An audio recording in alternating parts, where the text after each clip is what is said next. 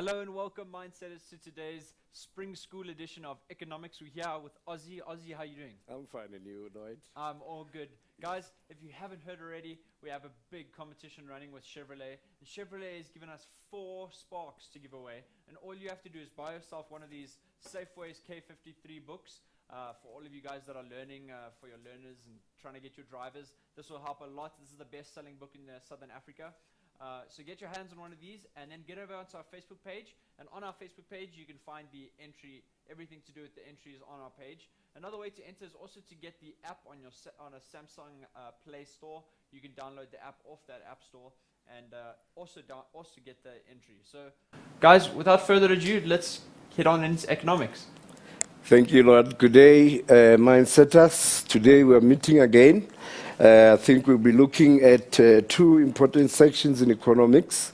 One is on paper 1 and the other one is on paper 2. We've got 2 topics, that is economic pursuits, and we're also going to be looking at contemporary economics. So we just selected these questions from these 2 various question papers so that we can deal with those specific question papers. We'll see how far we go. Our intention is to do those question papers and also to look at the essay type questions based on those 2 topics. Without any waste of time, then, we want to be looking at economic pursuits. Economic pursuits, the lesson description says clearly that we would work through selected examination questions adapted from 2014 exemplar paper. I think most of us have got that question, those question papers on economic pursuits on paper 1, and we have got contemporary economic issues, which is paper 2. Without waste of time, then, if we look at, we are going to be looking at the question number 1. There we have, it's in the exemplar question paper, then it's question 3.1. It reads as following: State 2 fiscal policy measures. State 2 policy measures, fiscal policy measures that can be implemented to redistribute wealth in South Africa. So there's 2 things that we are looking at here. We are looking at the policies that are used in order to redistribute wealth in South Africa. So what we all remember clearly is that the fiscal policy measures, we have taxation, number 1. We also have government expenditure. So anything around that, anything around government expenditure and also taxation, those are the policies that can be used in order to redistribute this wealth in South Africa. We want to just check what is happening there, what is going to happen with these policies there.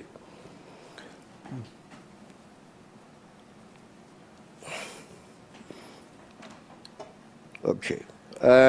Okay. Those policies.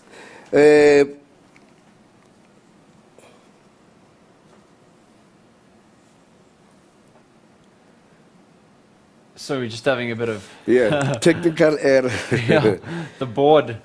It always.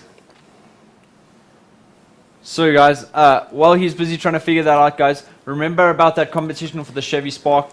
There's 4 to give away, and remember the first one we're going to be giving away will be very soon. So all you have to do is buy yourself this book and head over onto our Facebook page. Also, we do recommend you go onto the Safeways K53 wall on Facebook. On that Facebook page, you can find drivers tips, learners material, everything you need to know for your learners and drivers tests that this book will also cover. When you're on that page, there's quite a lot of info on that stuff. So guys, there has actually been quite a bit of posts here saying that you enjoy the show. We enjoy the show very much. Thank you to Kanyisa. Thank you very much for your input. Guys, keep flooding in those questions. Remember, you can always ask questions onto our Facebook page. If we don't answer the questions during the live show or on the Facebook page, you can always go send them over to our help desk.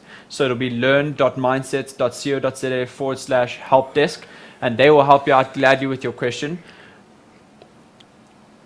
So guys, I think we should take a quick ad break. Okay, cool. No, So I can't hear anything. it seems like you're having a bit of difficulty. Let's see if we can help you out here. Yes. So let's go down. So what we were talking about at the time, what were we talking about? Fiscal policy. Fiscal policy, yes. So let's see. I'll use the pen then. There we go. So I click,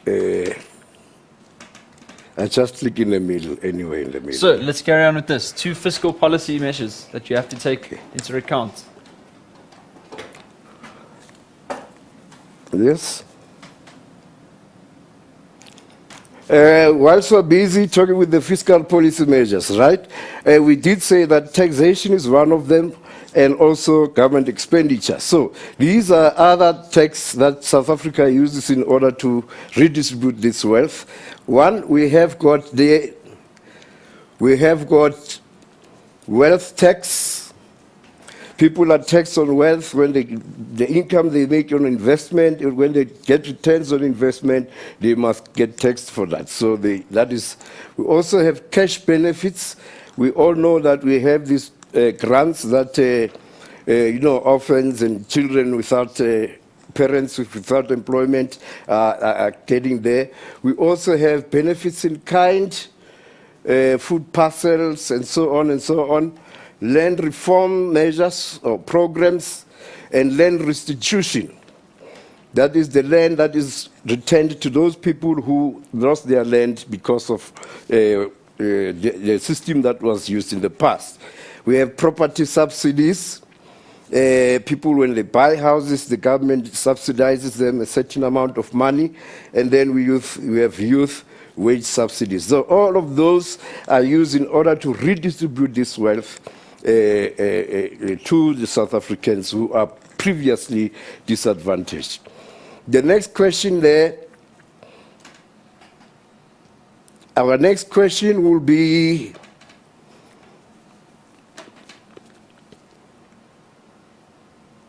what effects will import redistribution have, import restrictions have on the local and textile industries in South Africa? You must understand that mindset is that in all that we do, countries want to have a balance of trade, where we have the level of exports greater than the level of imports. And for many reasons, again, if you keep on getting things from overseas, it means our local industries are going to suffer and a lot of unemployment will take place.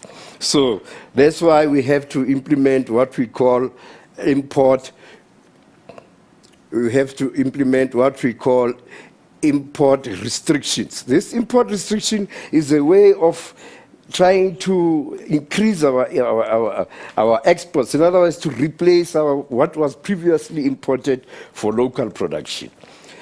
Then the question is, what effect will it have on the local industry and textile? It is quite simple and straightforward. One, to create jobs, because then we have local industries will be starting to produce more because demand for goods, for local goods, is increasing. Creation of employment and so on. We have then we also have an increase again on our GDP, because we'll be producing more and more from South Africa. That's why it will have a positive effect. Right. It will have a positive effect on our economy. Right. The next question there, we're looking at an extract taken from a question from our Exemplar 2014, paper 1, which says under question 3.2. It says we study this extract and then we answer the questions that follow. I think these are called data response questions, whereby people just read and then they get questions and then they answer those questions. It's simple and straightforward. But you see, people start to get confused and so on. All the answers are in there. All of them are mainly on the extract. So people must read with comprehension, read in order to understand what you are reading. If we have to go through this quickly, the industrial policy action, which is called IPEP, industrial policy action is located in the vision of the National Development Plan. So there's so many things that you need to take note of here and form one of the fundamental cornerstones of the new growth plan, new growth path framework. IPEP is predicated to bring about significant structural changes to the South African economy. The existing growth path is led by the consumption-driven sector, which are growing twice as fast as the manufacturing sector. So this is growing fast as what is growing twice as fast as the manufacturing sector. The economy is import-intensive, especially with respect to the value-added products. Stronger domestic growth in the manufacturing sector is imperative, with high structural unemployment is a constant oscillation. We have this other thing called what? Structural unemployment is a constant oscillating between 22.5 and 25% if the strict definition is used. Structural unemployment, you see, those things you can revise on your own. But structural unemployment is the kind of unemployment where, because of the changing structure of the economy, you know, in the structure of the economy, we have primary industries, secondary industries, and also the tertiary industries. So we also have the services. But there's been a change and movement throughout the years where people were most working in the primary industries where they were mining, forestry and all those things, and agriculture predominantly. But as years went by, then most of all the capital was then moved to the secondary industry mostly. So we need to move along with that. Today, we know that, again, if we may make an example, people who use typing machine are being fired because we need what? People who are computer illiterate because changing structure of production. So because of that, this unemployment is taking place. The questions follow. It says, identify the main objective of IPEP. What are the main objectives of IPEP? The main objectives of IPEP, then, quite simple and straightforward. So then we just select the cursor. Okay, yes. So IPEP is predicted on the need to bring, the answer is there. We have seen the answer. To bring what? To bring significant change, structural changes to the South African economy. Like I said, the answers are right there in front of you. How will the above objective be achieved? How do we achieve this? By bringing stronger domestic growth in the manufacturing sector. Also, there it is the answer, also the manufacturing sector must produce twice as fast, so that if we have to change that, we have to. We have to grow the domestic economy by improving our manufacturing sector to produce more and more. The next question there says, explain unemployment, how unemployment will be addressed by the new growth path framework. How this unemployment will be by this new growth framework. One, simple also, creation of employment. GDP must grow, it's ambitious. Creation of millions and millions of jobs in 2020. We know the government has been saying that we need to have this growth path, that way we create employment. But also that goes with a lot of work to be done. The next question is question 3, adapted from Exemplar 2014 paper 1 once also as 3.3. Now we study a map based on the north and south divide. This is the world map, just put straight. There is our line which shows the north and south divide. There, I'll just highlight it so that everybody at home can see where we are. There is that line of the north and south divide. What is indicated by the solid line in the map already, I've already said it, unaware. That line shows us automatically, it shows us the north and south divide. But if you like, people will ask, what is north and south divide and so on? But the simplest way to put it is what? Is developing countries versus the underdeveloped, or developing and developed. Here we are, developed countries. We have developed countries. We have developing countries of the world. So let us go down and hear what the other questions are saying. Name 2 countries that make up the G8 grouping. So most of these countries in the north are making up what? The G8 countries. Why? Because of the level of development that they have over the ones in the south. They are called G8. So there we go.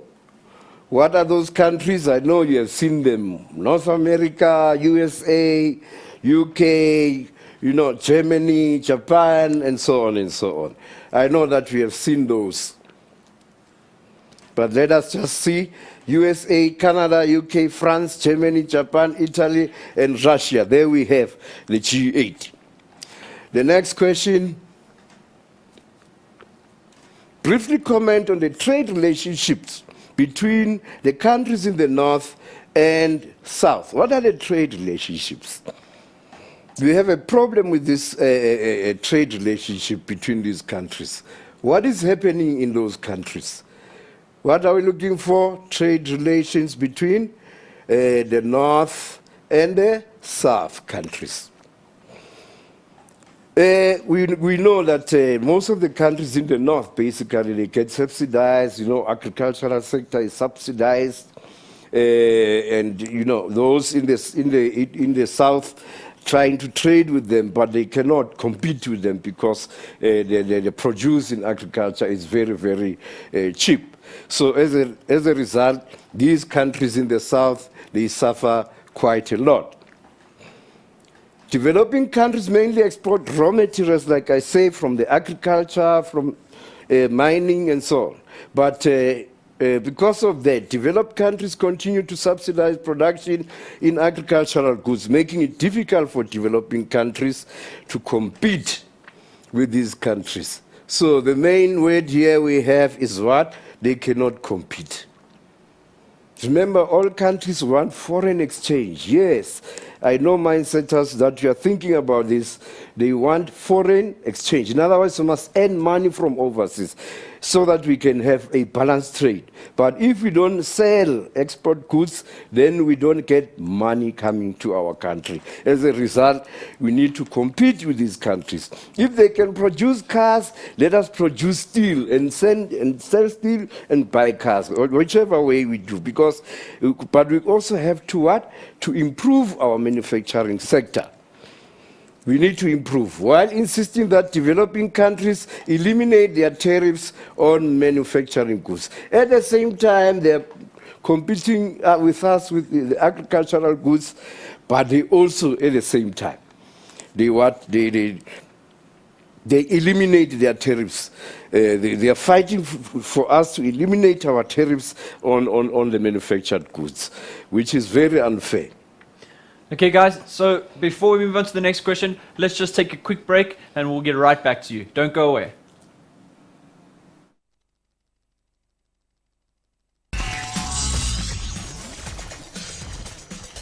Welcome back, Economic Mindsetters, to today's live Spring School edition.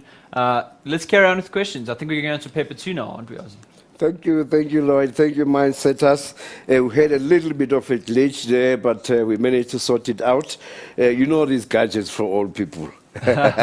Okay, the next question for us is what? Answer the following questions. These questions are also from the Exemplar 2014, but this one is paper 2. If we look at that paper 2, question 3.1, also you can just prepare that, you can read for yourself, but otherwise will come handy for you here. It says, give 2 examples of places or events.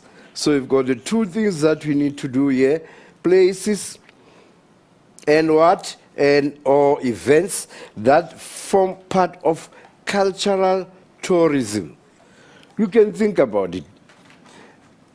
I know some of you, I can hear, they are shouting there, what is these things that we have? Yes, all the places you can think of, museums, all those, sports activities, festival, archaeological sites, sports events, like World Cup that we had. It was lots of tourists came to the country, and they enjoyed South Africa because they didn't know it before. So now we are quite on the map. They know exactly what is South Africa because of what? Those cultural events. How will a sound political climate lead to an increase in tourism figures? I know people here get so confused because they have a tendency of, you see, people doing economics, they like talking too much. Because they look at political climate, then they say, how will a sound political climate lead to tourism? Okay. Then they start now. They talk lots and lots of stories. Can you please let us stick to the topic, tourism. Right? If we stick to that topic, we won't go wrong. So, there, where government intervenes in order to preserve what? The environment, all the environmental assets. You can think about it. More tourism will visit the country. Better control and management of indigenous forests would maximize tourism in a country. But, even us,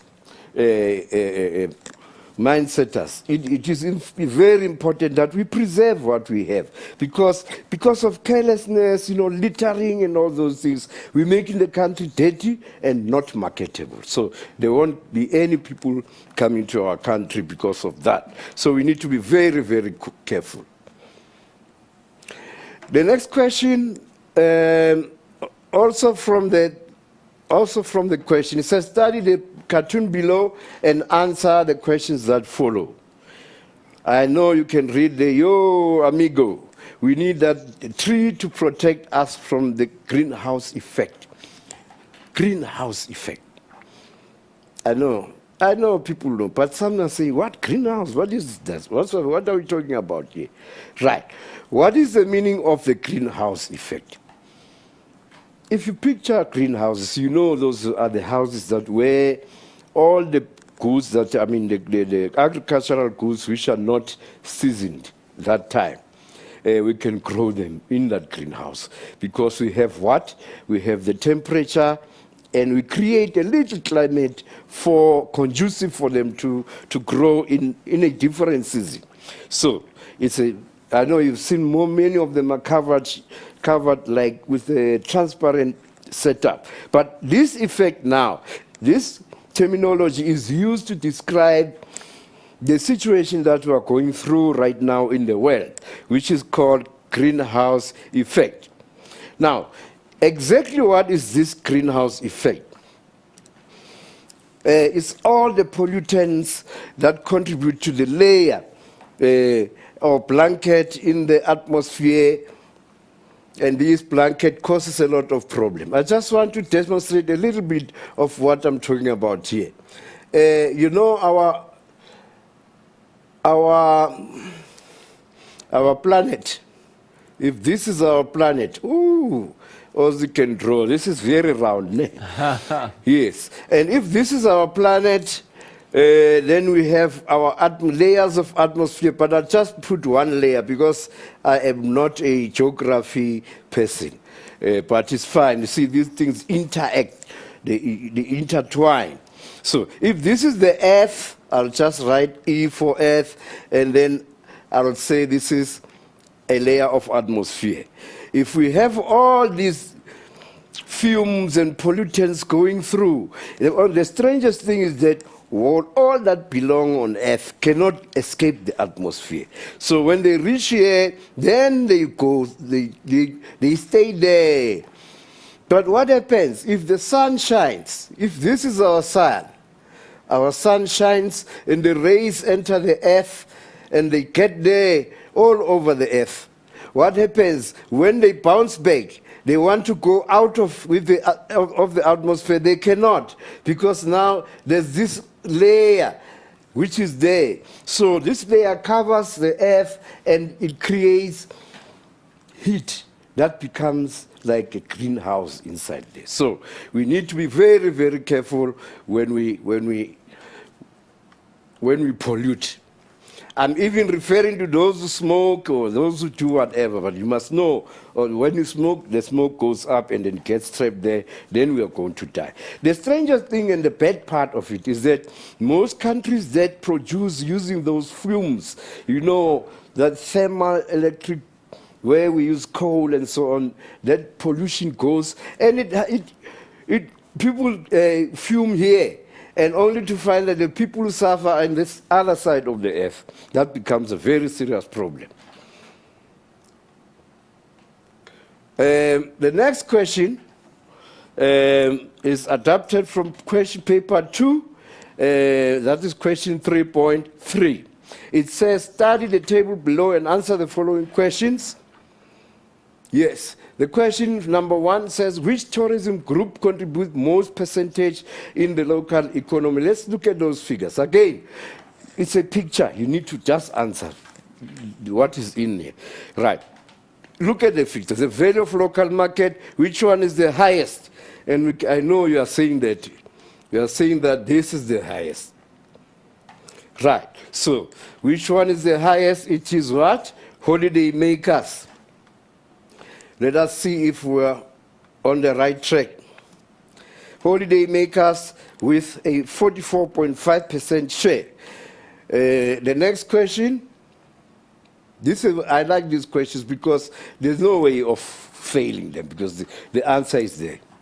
Right?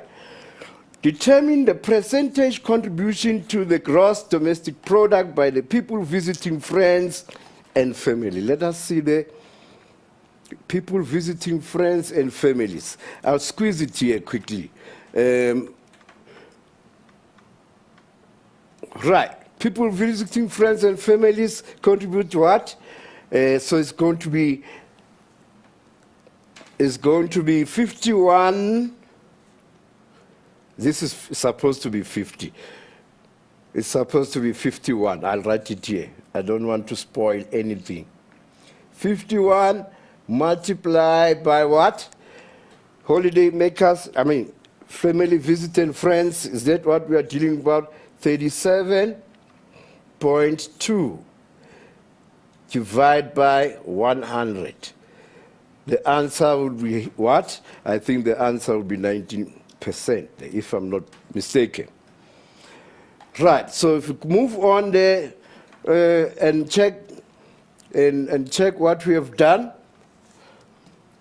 Yes, there we go, 19%.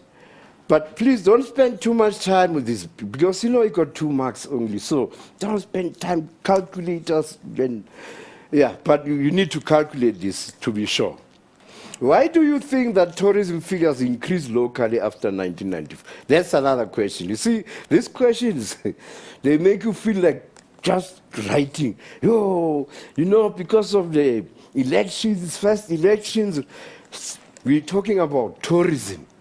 Please, mindsetters, we say, why do you think that tourism figures increased?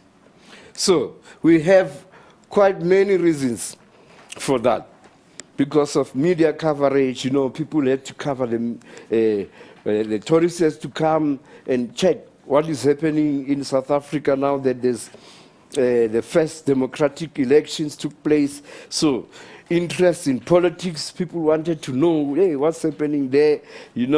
Interest in sport, and also improve infrastructure. Remember, some of the sports were banned by international sporting organizations because of the regime that was in the past. So once that went off, then all doors open. I know you are saying good luck to Bafana because of that. So the next question says, how can tourism eradicate poverty in South Africa? I think the first thing that you are thinking of, I know that you are thinking about, say, job creation. Easy. Very easy and simple and straightforward. Job creation, jobs can be improved. These jobs can be improved. Got job creation, entrepreneur opportunities, yes, because people start businesses now, because here comes people from overseas, then they start businesses, entrepreneurship starts. Tourism allow rural people to share, also the rural people here particularly, to share the benefits of tourism development. Right. I know that most of the tourist attraction places, most of the heritage sites and others are in the rural areas. So that's where tourists go there and they enjoy such events and activities. Here we are now. We have to discuss taxation as a fiscal measure to combat inflation. Taxation as a fiscal measure. I know I've already said to you that taxation, whenever you see the word fiscal, you know it's taxation and just write an abbreviation. And government expenditure. Wherever you see G stands for government expenditure. T, taxation.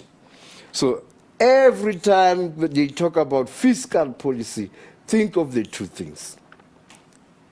Some say fiscus, okay. Discuss taxation as a measure to combat inflation.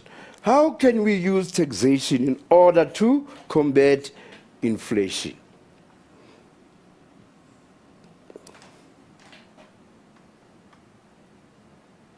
While we have what we call direct taxation and indirect taxation.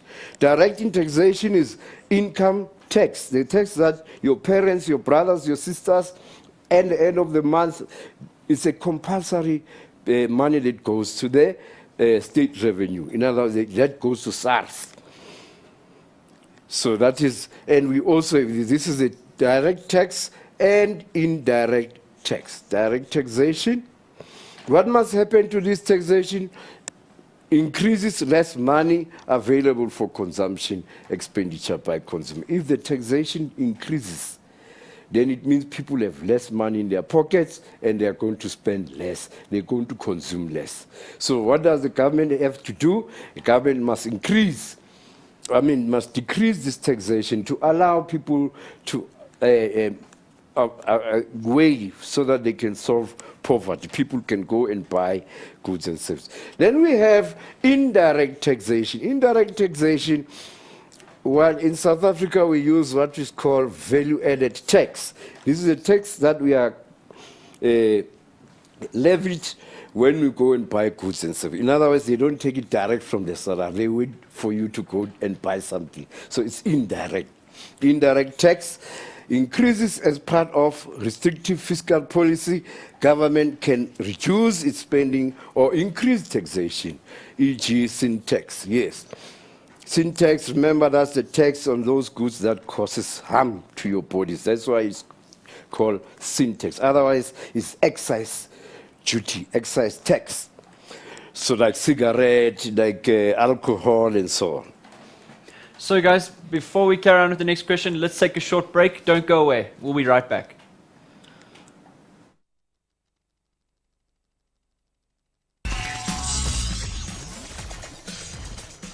Welcome back, Mindsetters, to today's economic show. Sorry about that. So guys, without further ado, I think we're going into an essay question now for economics. No, it's just the one before the essay. Yeah, it's the essay for paper 2. Okay, let's do it. Okay. Mindsetters, hope you are sitting there, and this is quite reviving to you, because this is just revision. I know that you've actually done this before, but it's just to revive your mind so that you stay there. The next question is an essay type question taken from paper 2, question 6, paper 2, on contemporary economic issues. This paper is on 40 marks, and you must spend more or less 35 minutes when you write that, so that you are able to get as much and give much information as you can. The question is, tourism is one of the fastest growing businesses worldwide. Critically discuss the effects. What do you want to do?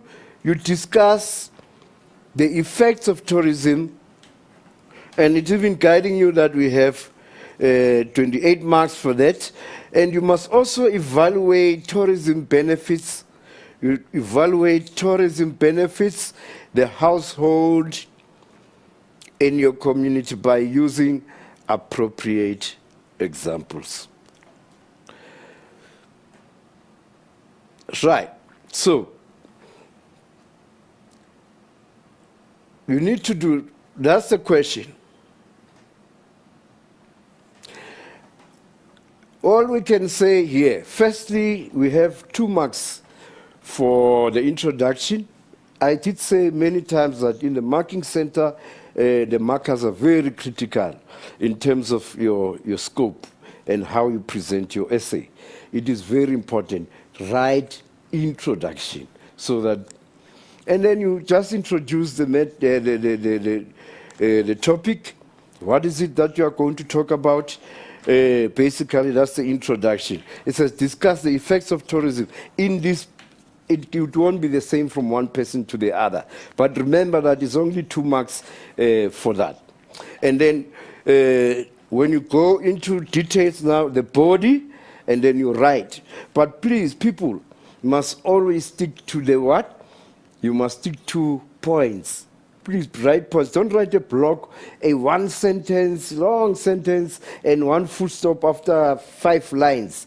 You get 2 marks for that. That doesn't help you much. So the very important thing is bullet your work.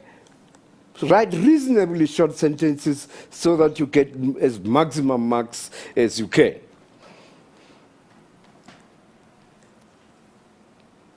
Right, so evaluate how tourism benefits and households in your community by using appropriate example.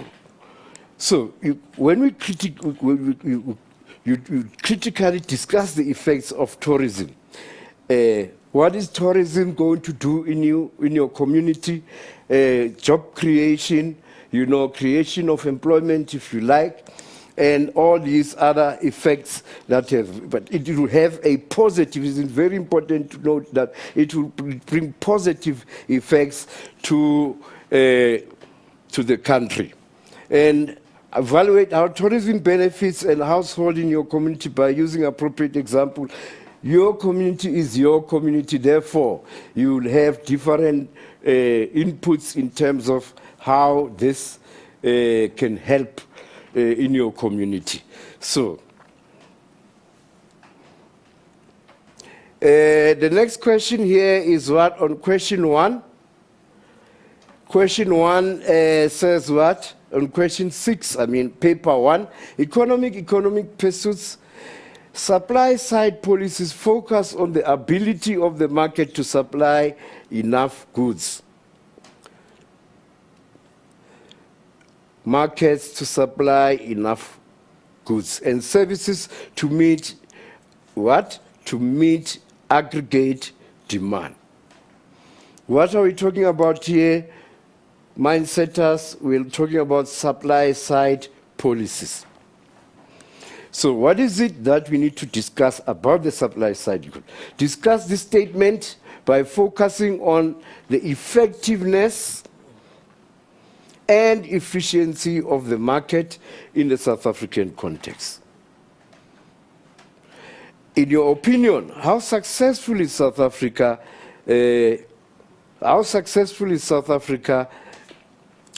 African government in providing the basic needs of the poor? Like say, I won't repeat the same thing many times, but it's just good just to say it in passing. Your introduction, your body, and your body is divided into, I nearly forgot that. You have what? The body, and then you have your opinion also, which counts. I think you have, it's broken down into 2 marks for introduction, and then you have 10 marks, 26 marks for the body, and you have 10 marks for your what? Your opinion, and then you got 2 marks. That all of that gives us 40 marks. Very important. I think this question actually guides you to give us that. And then the previous one was saying, in your community, remember that. So you give up your opinion of what you think is the case. Right. The supply side policies. What are the supply side policies? Basically, here you are talking about all the things that are happening. In other words, you're talking of the output. In other words, production.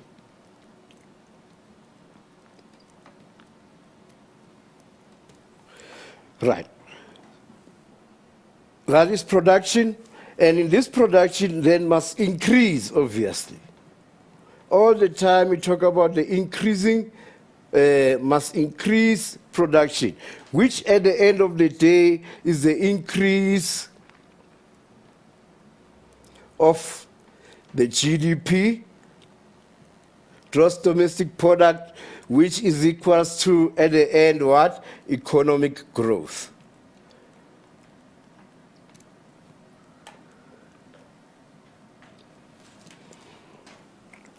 Then what is it the supply side policies then must do? They must actually encourage this productivity to take place. They must encourage the increasing productivity. So we're talking many issues there. The government will also still work on what? On their tax policies.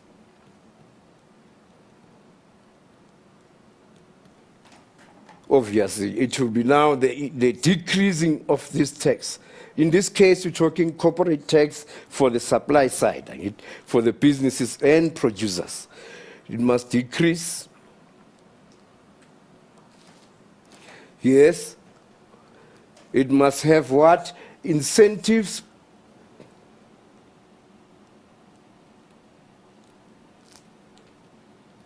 To increase productivity.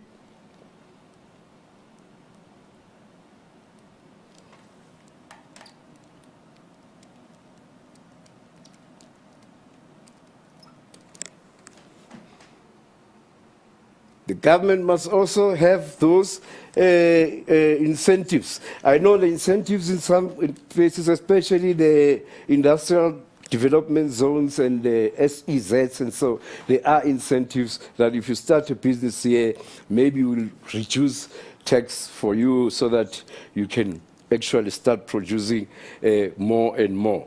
But also improvement. Improvement of infrastructure.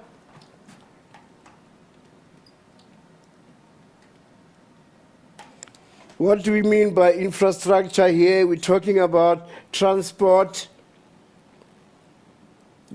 construction of roads, nice roads so that you are able to take goods from one point to the other. We're talking about telecommunication.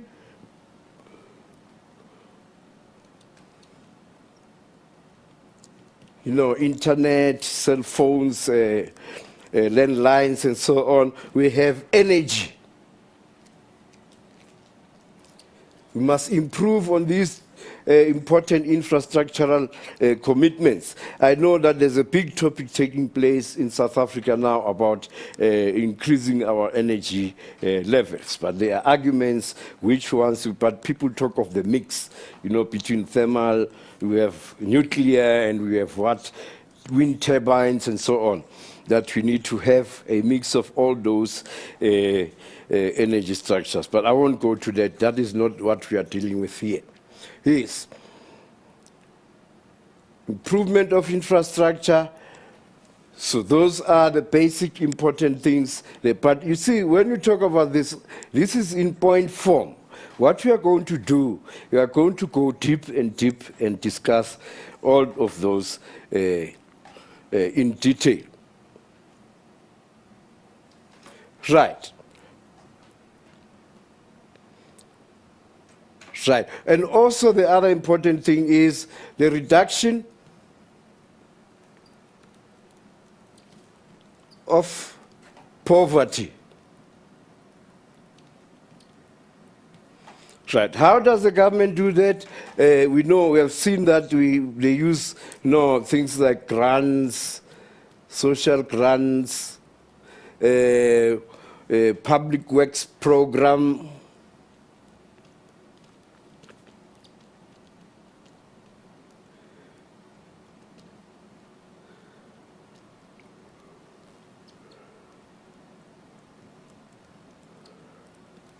Public work programs, the government needs to employ people so that they can do public work and get money so that they can solve their poverty problem. Right. So far, those are the very... Then we have the second part of the question, which says, in your opinion, how successful is South African government in providing the basic needs of the people? I know that maybe some I might have skipped out. I know we have the issues of RDP there, Reconstruction Development Problem, or RDP houses, if I may be more specific. Housing, creating houses for the people who are earning very little. Then the last part, like we said, it says what? Give us your opinion, your opinion. What is it that your insight? That's where the marker will then be taking your general knowledge now to be able to see exactly what is it that you are talking about.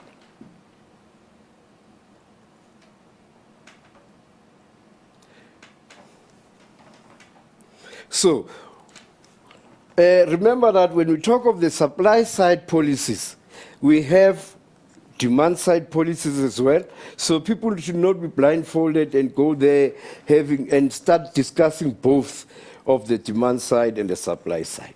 Supply side focuses, like I said, it focuses on production, the production side of the economy, the supplier side, so that anything that comes to your mind, but according to what we are learning, anything that comes to your mind in terms of the production side that you must discuss, then you need to discuss that. That is the production side.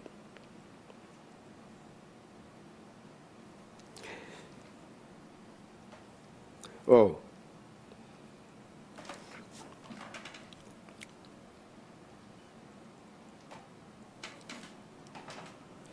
Yes, whilst we're still talking about tourism benefits in communities, can we just think of a few things there?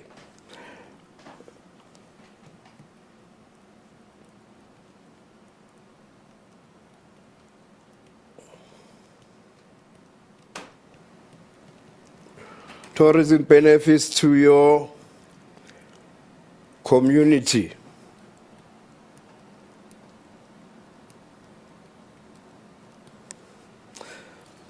What are these tourism benefits in your community? What? I think the first one we have noted that is what? Job creation.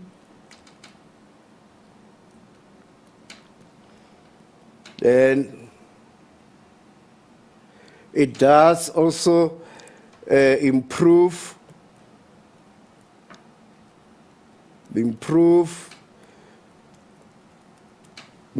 of infrastructure.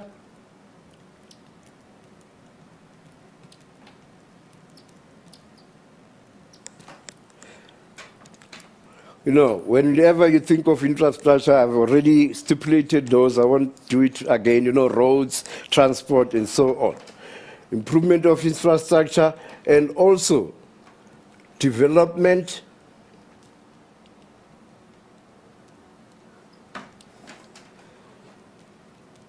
in the community in terms of building of halls and other things that they need to be there, right? So I'm just thinking also, creation of job. See, this is the same as creation of employment. So if you list it again, the marker will write repeat. So you won't get the same answer, 2 marks for one thing. Employment,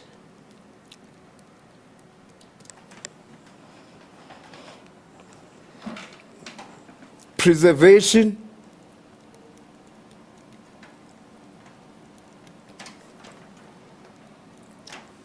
of nature,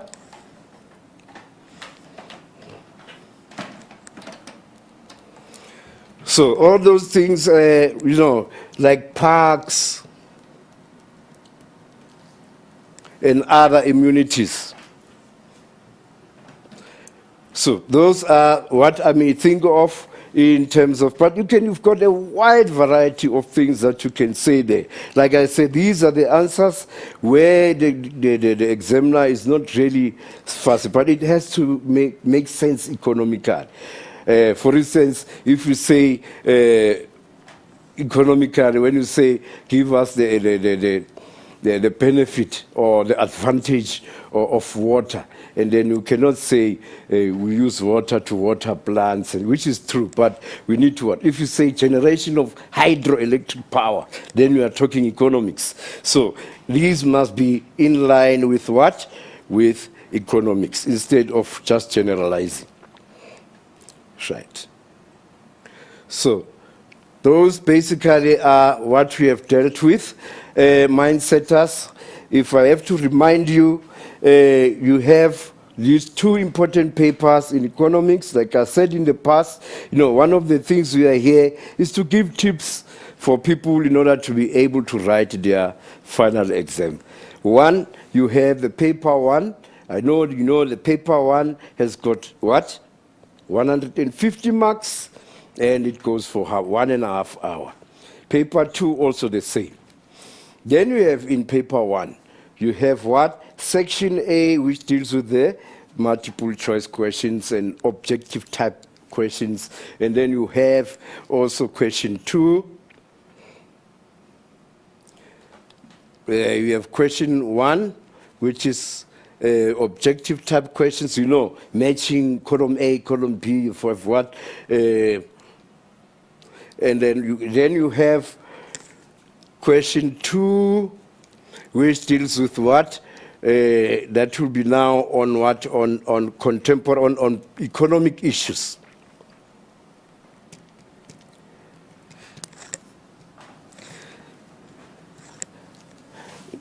Economic issues, and then you have question 3, also a mixture of economic issues and macroeconomics. Then you got the last question on macroeconomics, and the last one, question 6, which is economic pursuits. And then the next question also will be the same. Please look at those question exemplars, look at the question papers for September trial examinations, please look at the other previous question papers. But you see, for the structure, it's the first time we're writing paper 1 and 2 this year. Thank you. Thanks so much, Ozzy. I hope you guys really enjoyed the show today. Today's economic show was brilliant. Thanks very much for teaching us. So guys, remember to get over onto our Facebook page. There's the Chevy Spark L to win. Get one of these and it could be yours. So guys, until next time, keep well, keep learning, and study well for those final exams. I hope you guys do very well. Goodbye.